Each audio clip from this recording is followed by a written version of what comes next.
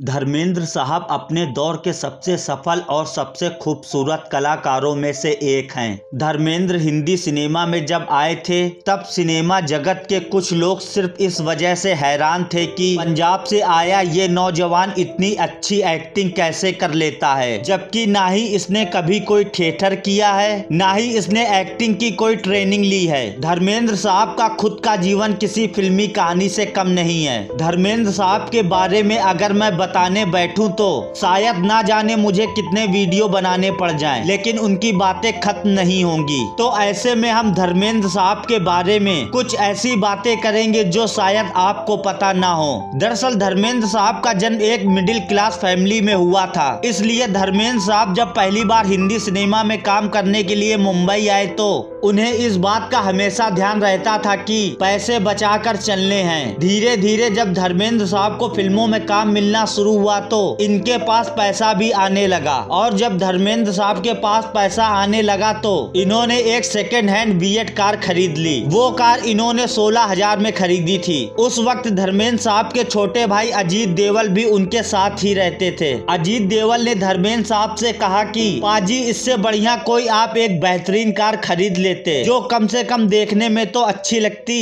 तब धर्मेंद्र ने अपने छोटे भाई अजीत से कहा, इस फिल्मी दुनिया का कोई भरोसा नहीं, मैं यहाँ हर रोज एक नए कलाकार को आते हुए भी देखता हूँ और जाते हुए भी। आज काम मिल रहा है, कल को काम मिलना बंद हो गया तो कम से कम मैं इस कार को टैक्सी बनाकर अपने परिवार का पेट तो पाल सकूंगा। धर्मेंद्र साहब से जुड़ा एक रोचक किस्सा ये भी बताया जाता है कि धर्मेंद्र ने जब अपनी पहली फिल्म दिल भी तेरा हम भी तेरे साइन की तो उस वक्त इस फिल्म के डायरेक्टर हींगू रानी को ये पता नहीं था कि धर्मेंद्र को ना तो डांस आता है और ना ही डांस में इनकी कोई रुचि है। डायरेक्टर हींगू रानी धर्मेंद्र के अच्छे दोस्त भी थे, जिसके चलते धर्मेंद्र की इस बात की परवाह उन्होंने नहीं की और धर्मेंद्र को एक डांस स्कूल में डांस सीखने के लिए भेज दिया। उस स्कूल में एक महिला डांस सिखा रही थी और उस वक्त धर्मेंद्र महिलाओं से बहुत शर्माते थे, जिसके चलते वो वहाँ पर कुछ देर ही रुके और पास की दुकान में जाकर चाय पीकर अपने घर चले गए। और ऐसा धर्मेंद्र ने आगे भी किया। वो घर से डांस सीखने निकलते और चाय पीकर वापस लौट जाते, और जब फिल्म की शूटिंग का वक्त आया तो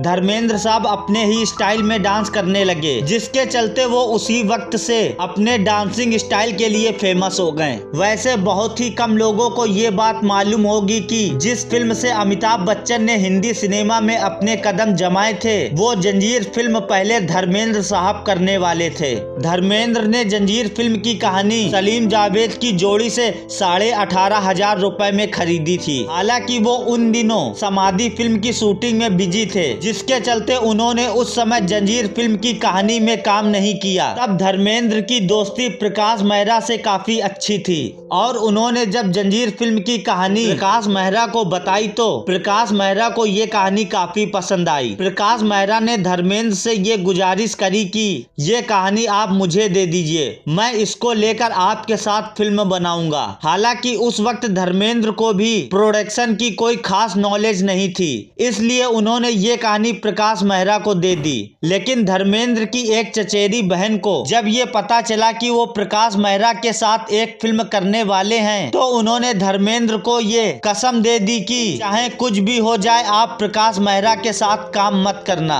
दरअसल धर्मेंद्र की बहन एक फिल्म बनाने वाली थी जिसका डायरेक्शन प्रकाश मेहरा से कराना चाहती थी, लेकिन प्रकाश मेहरा ने उनकी इस फिल्म का डायरेक्शन करने से साफ मना कर दिया था। इसी वजह से धर्मेंद्र की बहन प्रकाश मेहरा से बहुत नाराज थी और वो नहीं चाहती थी कि धर्मेंद्र उनकी फिल्मों में काम करें। बहन की कस्मों के चलते धर्मेंद्र साहब को झुकना पड़ा और उन्होंने प्रकाश मेहरा से कह दिया कि मैं इस फिल्म में काम नहीं कर सकता, तुम किसी और के साथ ये फिल्म बना लो। धर्मेंद्र के मना करने पर प्रकाश मेहरा ने देवानंद और राजकुमार के अलावा कई कलाकारों के साथ इस फिल्म को लेकर बात करी, लेकिन किसी भी कलाकार ने इस फिल्म में काम नहीं किया और इस तरह से ये फिल्म अमिताभ बच्चन को मिली और अमिताभ के फिल्मी कैरियर के लिए ये फिल्म मील का पत्थर साबित हुई। जिसके बाद धर्मेंद्र साहब ने ही हिंदी सिनेमा की सबसे बड़ी कल्ट क्लासिक फिल्म शोले में भी अमिताभ को काम दिलवाया